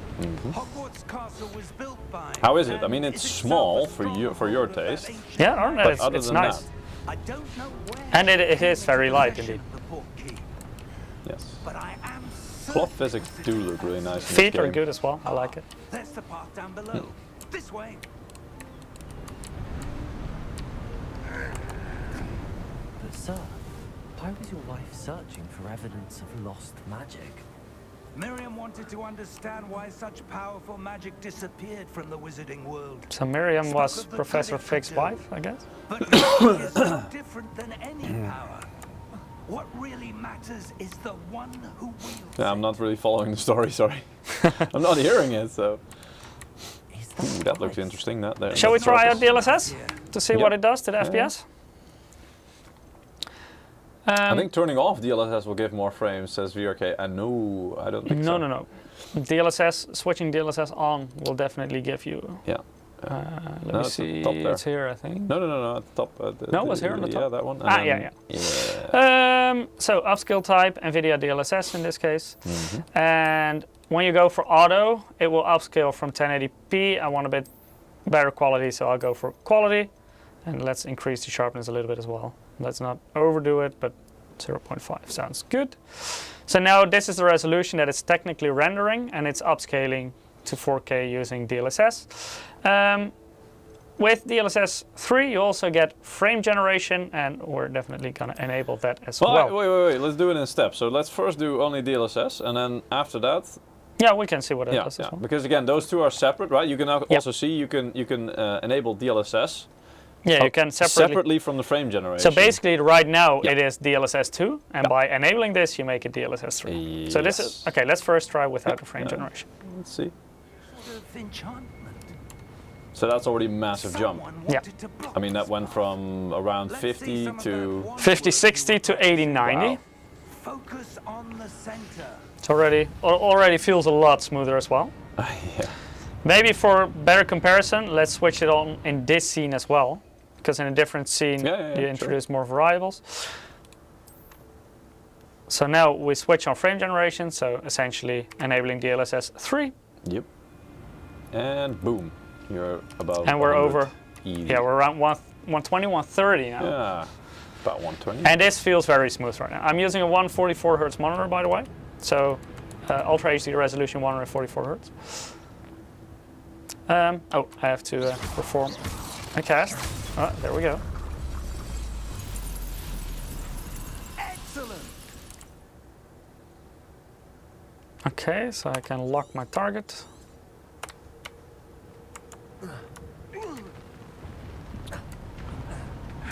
Nice, some Call of Duty sliding there. Oh, nice. I can destroy everything. Yes. Well, not everything, but Thank you, sir. there's some destructible environment. Okay, so you get like a highlight around it when you Yes. select. I like the effects of the magic things. Like it's not just like a straight line to it. There's like a little wiggle to it, and then also some sparks or whatever you want to call it flying off it. It's nice. That's cool. Yeah. Oh, there we go. Oh, that direction. Don't get distracted. Now it's just ahead.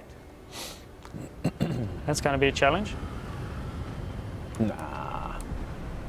I think you can build bridges out of nothing in this game. Steady yourself. Can I fly? I'm a witch, You right? don't have a broom, so here, look, pay attention. Ooh. Ooh. And there's a bridge. There you go. If only everything was that easy, right?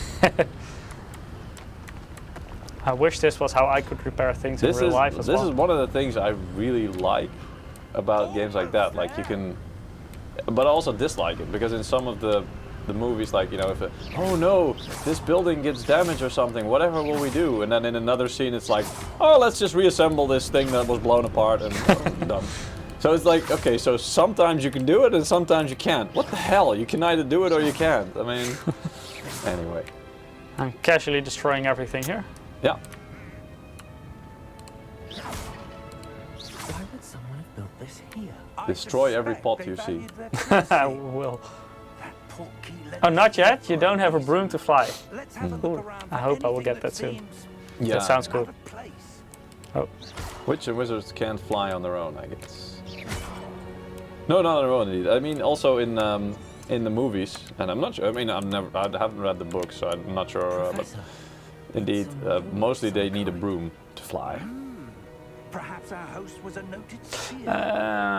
Amber Phoenix asking, how does the mouse compare to the GM41 wireless lightweight?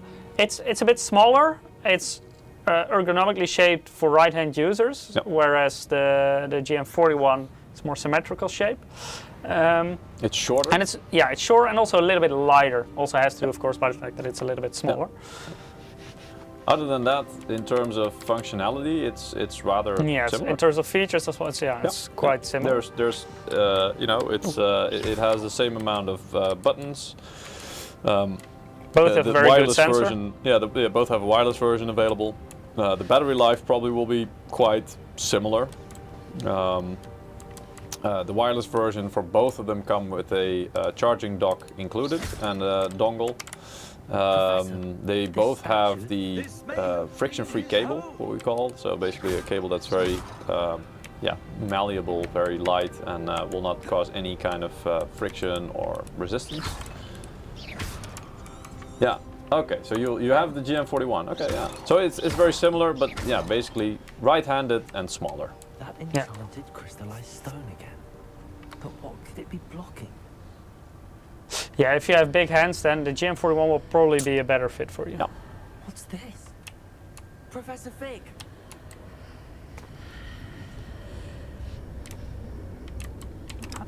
Why can't I walk through this? Can we skip this tutorial intro and wander aimlessly already? That's what I always wonder about these games. You have to kind of get through a certain tutorial part or whatever. I'm trying my best to go through it as fast as I can. I don't see anything. There's that glow again, like the glow on the portkey container. The reflection looks really good, by the way. Yeah. Although it's not a reflection, it seems like a reflection, but obviously there's not that room on behind you. True. So it's more like a portal, right? So Yeah. Yeah. But it looks really nice. Oh, I have to press F? Okay. Touch it. Ah, what did you do? Oops. And it's gone. You made it disappear. Godric's heart. Oh, hey! Oh, And now you're inside. no, I'm inside, yeah. Yeah. So I guess that was Wake the inside goblin. that rock or whatever. Hey, good morning. Hello? Hello. I do like the puddle model name. You now see it in the subtitles all the time. Does the game support ultra wide 21:9? I'm not sure actually. I I also don't know suppose if we it can check it because we don't have does, an but ultra wide connected. not entirely sure. I would assume that Yeah. it does because most 21:9 is not very uncommon, so No. I would indeed think it does. yeah. But we cannot tell you for sure. Just a moment.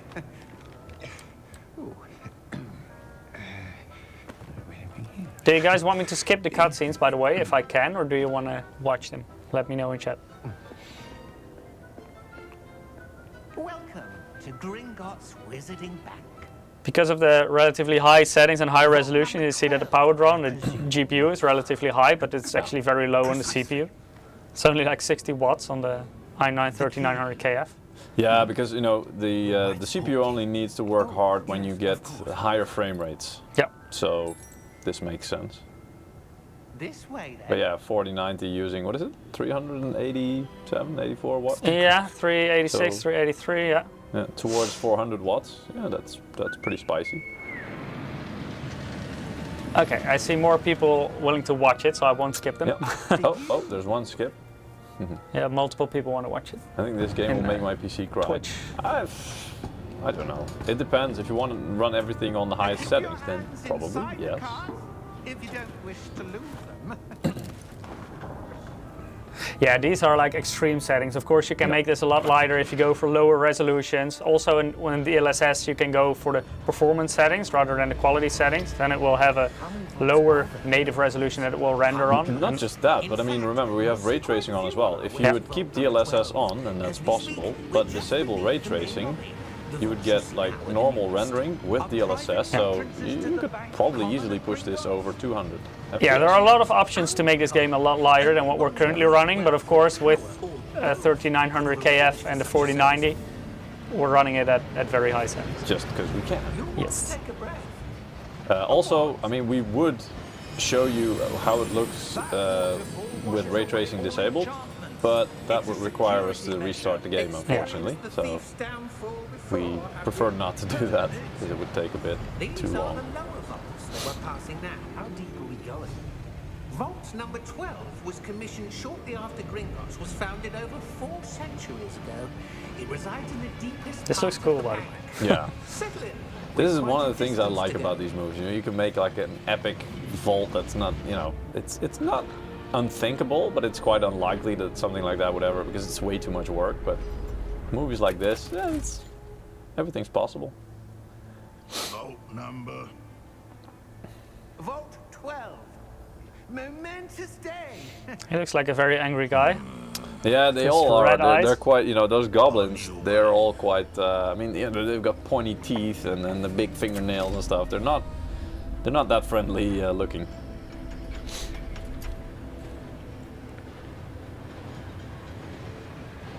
Simply Pwn Gaming says plays great on the 12900K and the I bet. Liquid bet. Supreme 4090. I can imagine. Because that. although Yeah. you've got a previous generation, like a 12th gen Intel processor there. But like the top model, it's still Yeah. very fast. Yeah, exactly. And I mean, it's not even getting close to using the full potential of the CPU. But that GPU, especially a Supreme Liquid, that should stay nice and cool as well. You could push that pretty nicely. Even fully ray traced over 4K, 120 FPS. Yeah, But that's with DLSS I mean, on. Yeah, I it's the assume, same right? for us. I'm not sure. Do you have then DLSS enabled? Simply Pwned Gaming. Emmer Phoenix says, I think this game will be epic in VR. I don't know if there's I don't VR think it support. supports it, but Yeah. When was the last time this But vault yes. was accessed? If you could actually make it that you have to do the movements of, you know, the staff, the actual spells, I think that's one of the things that people who like big fans of this series would be nerding out over. They would want a controller shaped like a wand instead of like an actual controller. Oh yes. I'm sure that a lot of people would definitely spend money on that. I've got my wand here. Yeah, yeah.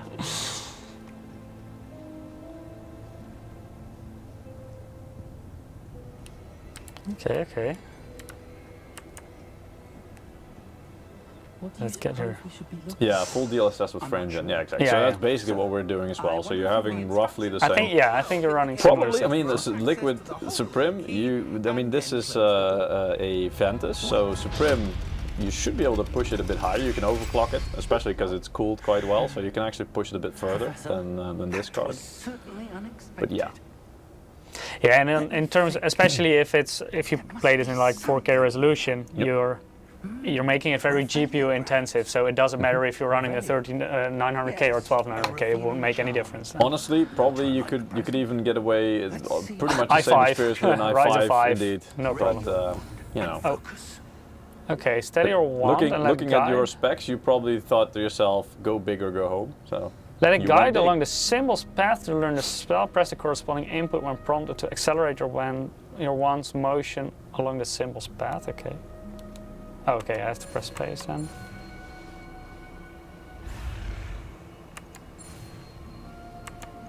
Okay. So basically an R. So now I'm learning a spell, right? Yeah, yeah, yeah. Revelio. There Nice. There. I saw something. Move a bit closer. Puddle and model try saw something. You go. Dushan is knows either the books or the movie or both, because he's doing the lethal spell. Avada Kedavra, meaning that's basically if you want to turn people into a cadaver, kill them. I don't suppose you see a way to. I do, Professor. How much Sticky RAM accent. is it using? Yeah. System requirements say 32 gigs is optimal. I don't know the exact usage right now, but the system has 64 gigs. Secret of this vault. Lead the way. Oh, that's great to hear, Simply Pwned Gaming. He's able to overclock the GPU core to, 3 megahertz? I think you mean 3 gigahertz, I hope. 3 megahertz is not much. With OC, fantastic card. Yeah, that was the idea. I mean, you have the PCB of the Supreme, which is basically our highest level PCB at the moment. If there's ever a Lightning card, that would probably be above that. But so yeah, it's a very beefy PCB with more power phases, so it can actually handle more power as well. So yeah, it's that's a very powerful card, especially with great cooling like Liquid on it as well. I mean, don't get me wrong, the regular Supreme cooling, air cooling is already pretty damn good as well, but the Liquid cooling is just a level above I that. see something up ahead. Casually following Professor Glow Fig. again, but on the floor. You're getting a bit jumpy. Is it safe to walk in here? There's only one way to find out. Okay, investigate. What happened? Oh look, there's somebody in there. When I moved towards the glow, it suddenly seemed as if the ground was swirling about. Is it like ice? Did he oh. Yes, sir. I'm fine. Who is on there? It's just a reflection, I You seem to think. have caused Yeah. the floor to change. Either that or he's on like Statue. under the floor, What like statue? upside down. I Oh. see some Yeah, sort it's a of glow. statue, Yeah, but yeah. only as a reflection in the floor. Ooh. I can walk through it. Yeah, yeah. Maybe you need to cast a spell or something. I yeah. presume Revelio, this is what there you you saw go. reflected I in wasn't the magical floor. enough, sorry. No, don't worry about it. Forget about it. But wait, what the hell? It's actually the other way around. Positions don't match. Oh, now look at that. It's When rotating. you moved, the reflection turned in the direction of the light. Ah. Perhaps you should cast Lumos. Oh, I have to learn another spell. Yes. Whee! Lumos. That's basically a light. So now I got a flashlight. No, you still need to tap Well it. done. Yes. Nice. Now the reflection's turning to light. It's following me. It does follow the light.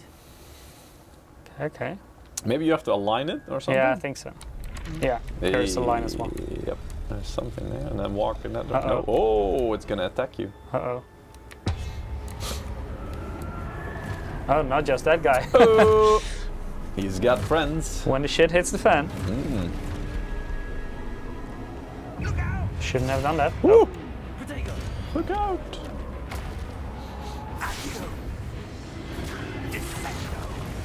Okay. Oh, see, he's got the Professor magic Fig tricks. is He's got capable some guy. moves. I can do some excessive clicking on these on switches. Exactly. Should be easy peasy.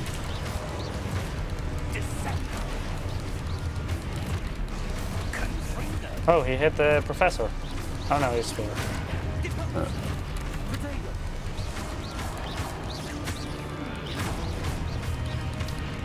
So yeah, I mean, again, this game looks really nice with all the graphics effects. Look at all the little particles when you do a spell like that. It's not just the part that's hitting your target, but it's also, you know, it's got little sparks or something flying around. That's nice. I mean, during the fighting like this, in the thick of the fighting, the frame rate hardly drops. It's about Reveal 120. your objective to reveal the way forward. Okay. Ooh. Let's first fight these guys before I do that. I'm not sure. I think I got a feeling that they will just keep coming. Yeah? So, not sure if you will ever run out.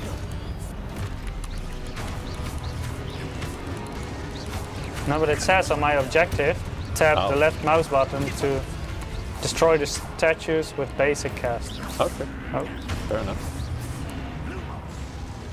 Ah. Seems like...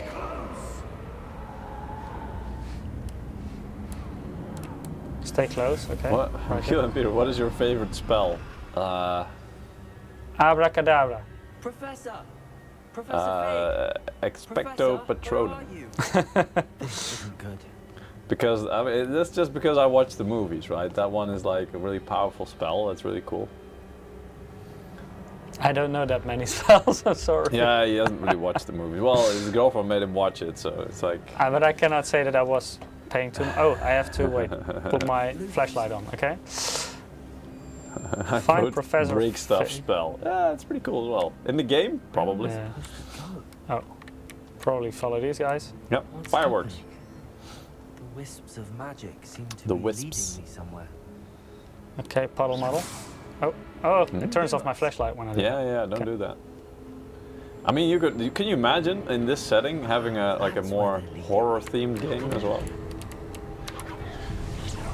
with magic and stuff flying around? Ooh. Oh, more of these guys. Revelio. I suppose I'm on my own this time. Uh-oh. Suppose I'm on my own this time. Okay, then they turn Well, towards you know me. what to do. Oh, hey, he's I have to get a pointing that cross way. point, right? Oh, Yeah. yeah, there they go. It seems I have no choice. I'm going to have to fight my way out of here. Oh, you're gonna have to fight your way out. Yeah, yeah, yeah. Oh, doable. Oh. Miss me.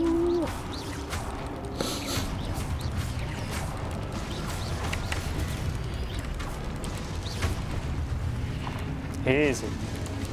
Who's next? Oh, hold Q during Protego to stun enemies with his The Stupefy. Stupefy counterattack. Yeah, Stupefy Stun is enemies also take extra an damage actual indicated spell. by gold numbers. Okay, not gold. But yeah, Stupefy is actually also an actual spell, at least in the movies, maybe in the books, I don't know. It's basically stun, I think. Okay, so if I hold this, nice. Yeah. It's like a I like knockback slash stun type of thing. Oh. What is all of your guys or girls' favorite spell? Maybe in the game or in the movies? Or in the books? I don't know. Maybe there's a different one in the books that was never covered in the movie.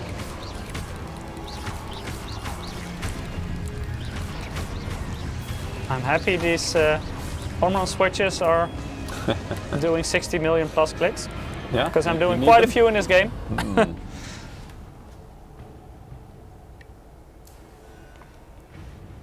Yeah, this game does seem like, you know, as far as possible, at least it does seem quite finished and polished. And I mean, it can always be better, and probably the performance, you know, optimizations, they might still work on that a bit, but it's definitely not bad. They've done quite a lot of work. It looks quite detailed.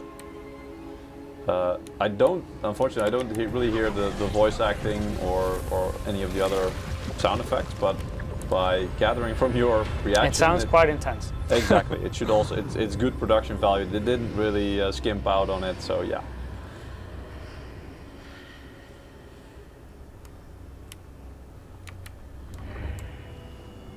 Oh. Because Okay. that's also, which game was that? And that was just, not about the sound, but the visuals. There was a game about those Avengers or something, and you could see that the character models were kind of loosely based on, you know, the actual actors in the movie, like Robert Downey Jr. for Iron Man and stuff like that. But there was something about them that was just off. You know, it looked like they intentionally made it look kind of like them, but also not, and that just completely ruined it for me. I don't know. Yeah. In this case, they didn't really copy the game characters, or sorry, the movie characters anyway, it seems like, so... That is a pensive for viewing memories. Maybe we can do another Steam wallet code giveaway then. Yeah. Wonder. Is this full settings? Ray tracing on? Yes, it is. Battery Yes. noise. Ray tracing on Ultra and DLSS on quality mode. Yeah. And then Ultra HD resolution, everything on Ultra. Motion blur switched off. Follow my lead. Oh, hell yes. Shouldn't even have to mention that. Motion blur, there's no reason to have it on. Come on. So we have our next winner for the Steam wallet code, Squirrel. Congratulations, you also won a Steam wallet code. So if you haven't participated in the giveaway yet, go to msi.com/2/insider or follow the direct link to Gleam that our bot on Twitch and YouTube Exactly. will post in the chat every 5 minutes. The And next, our next final two, giveaway? yeah, we will have be- a double drawing and they will win Hogwarts Legacy Deluxe Edition. Is it one or two that We have giving two away? keys. 2 keys. Yeah. Okay, can we give away one so I can have one? No, too bad. Do I still have time to participate? No, Well, I still have time, but unfortunately the rules state that I'm not allowed. exactly. Anyway, so you guys, yeah, you still have a few minutes, and then in about 10 minutes, we'll draw the winners for the game keys. Yes. Responsibility that accompanies it. We've done all that we can. Rookwood, that reminds me of what is it? V for Vendetta. There was a guy called Rookwood. The movie, at least. That's what you're seeing. The glow that surrounded them. Yes, sir. Astonishing. Can I see magic? Traces of an ancient magic, to be precise. Puddle model can see magic. Yeah. Traces of ancient magic, to be precise. Oh. Always believed existed, but could never. Miriam, and perhaps George, died in pursuit of knowledge that has been dormant for centuries. And you, it seems, are the key to understanding why. I know, VRK. I also want to win. Someone's You actually have a chance, by the way. That's the difference between you and me. I don't know. Kay is in a better position than you are. Oh yes. You have 100% more chance than me.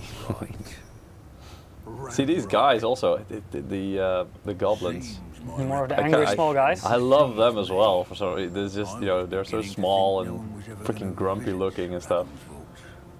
Why are you here? No need for that. Ooh, they're taking out their wands. Now it's getting serious. You found here, and we can let bygones be bygones. Sir, they have the key to the vault.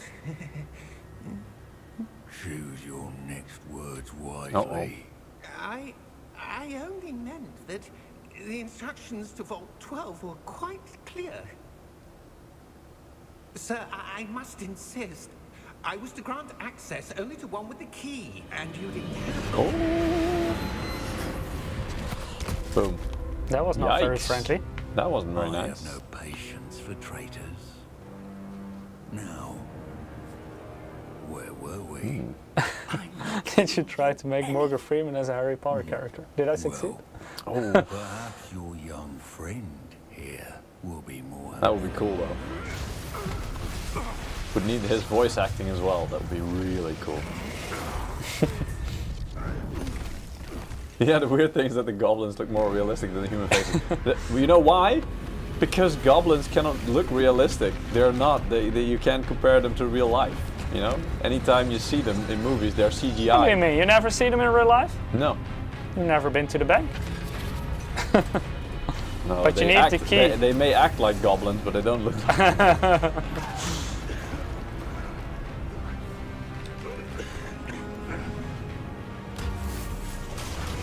But yeah, they might have a bit more details to them. That's true.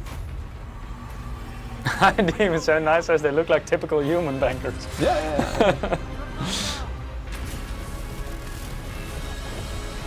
Why do evil guys always have to be bald? I don't know. Probably because they pull out all their hair. I don't know. So Ralph is a very bad guy. Yes. That's exactly what I'm saying. Are you all right? Samurai says, how do you like the game? It's quite good so far. I've never seen And that's such coming a from a goblin. non-Harry Potter Yeah, fan. from a non-Harry Nice. Potter. Wholly unaffected by my magic. Where are we? You know, if a good game is a good game, and of course the theme can help with that. But It seems those if it's a good game and But I'm enjoyable, still very much in the learning phase of all my spells and yeah. Wanted someone with your ability to end up here. Come. And now I get the typical Harry Potter tune.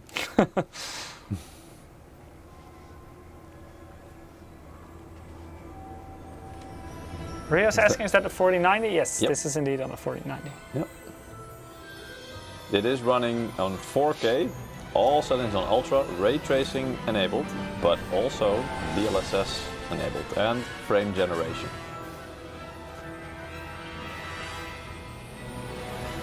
So now we're finally entering Whoa. Hogwarts. Yeah, look at that.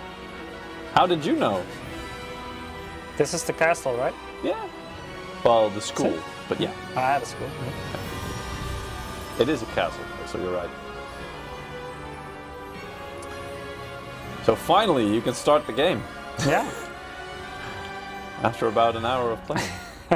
Either that or this was it. Like, this is like, you're done. It's game over. And now you get like the end credits, right? Yes, yeah, roll end credits, done. And no, you cannot have a refund. On Steam, it's like Let's if see you're it will within kill 2 your hours, GPU. right? Okay, so people are saying, okay, here we go, because this is supposed to be like the more intensive scenes in terms of GPU demanding. You can already see that, by the way, because we were at about 120, 130 FPS before, and now we're just above 100. I need So to yeah, study this log it as does have soon an as I impact. can, but first I must contact the ministry. They need to know what But you happened can to see your why, family. because there's so much shapes and geometry going I on ask that here. you keep all that's happened this evening between you and me. Of course, sir. Thank you. Sounds like I have to sign an NDA here. For the sorting Yeah. ceremony?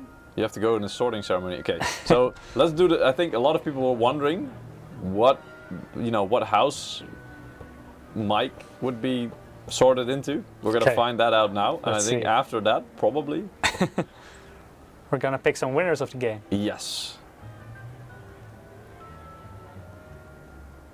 Phineas, I think I'm not getting much further than the tutorial, guys.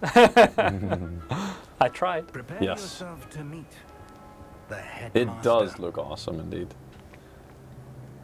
Fig, nice of you to join us. The Even the hair of the guy there, you know, it looks it's quite it's not really complications. unnatural or anything like It that. seems the It's, goblin problem Enough. has looks pretty good. Goblins. I have to say, it's not like photorealistic, but it's definitely good enough to kind of keep you immersed. Let's say it doesn't break immersion. And also notice, I'm not sure if you've looked at this so far, Mike, I'll but be in touch. have you seen any clipping issues? No. So far I Which is also quite impressive because that takes a lot of work to iron out. Yeah. Ooh. Dinner time? Yeah, floating candles. Was that Harry? Professor Weasley. He had the round glasses. Welcome. You're just Destroy in the hat. time. What? Have a seat. Can you? This I do remember from the movie. That's the hat that decides where you're going, right? Yes, the sorting hat. Huh. That's why. Either that or it will eat your face. Ah, yes. A bit older than the others. That's Older very than the rude, others. hat. Are you calling me Oh, old? cheers! Come here with preferences and preconceptions. Certain expectations. Also, depth of field or bokeh effect or whatever you want to call it. Can't wait to start classes or can't wait to Oh explore. yeah, wait, wait. Definitely classes. Can I get out of the way? Meeting my professors and learning I was more. blocking Oh. some of the text. Yeah, I'll see if I can get out of the way. Hogwarts You're a has wizard, always Harry. I will also read them out loud. dedicated Exactly. Well, actually, the students. And that's what you're learning what was his name again? The big prepared guy. for challenges outside It wasn't the sorting hat that said that, right? That's at what?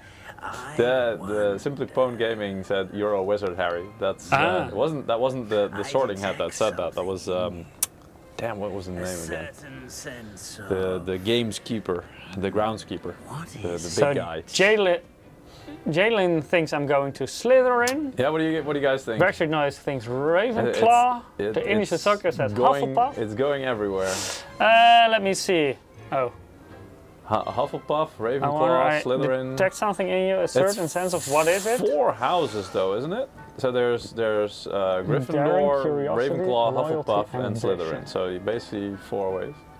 I'm going for a curiosity. desire to learn? I do enjoy a good puzzle, and I believe I have a ready mind. It's always Gryffindor that gets the points. Well, You're clever. in the movies it is. indeed. You have the ability to reflect clearly on that which puzzles others. And you've a ready mind, quick to learn. Perhaps you belong in Oh, perhaps. Ravenclaw. So is that a final judgment? Ooh. Yeah. So who was guessing Ravenclaw? That was Backstreet Noise. You're correct. And he Oh, didn't oh, even I say. can still he didn't, go he to didn't another even one. say. I think this or that. I say he is a Ravenclaw. So that was. But it's a bit hidden behind Peter's name tag, but here it says Oh, yeah. accept house or choose a different house. Yeah, so you can always actually- skip, even if you... If the, No, not skip. thought But you the could, head you could just say no, decided. no. You're wrong. Okay, I will just accept my faith. Yeah.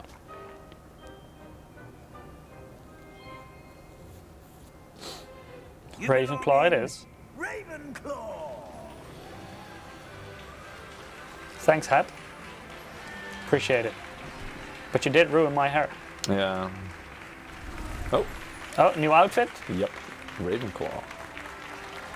Mr. Masterdog says your weird character build breaks immersion. Who says What do it's you mean weird? That's exactly what he meant it to be. One more. My character is very, very pretty. Yeah. Unfortunate injury on the pitch in last And spring's and final. she or he suffered greatly because of the scars on their face. I picked witch, so I think it's a she. No, But you with picked- a male Oh yeah, I voice. thought you picked wizard, but it's yeah. No, it's witch, but with a male voice. Tempt Cool. me. Deep voice. You are Yeah. here to focus on your academic futures.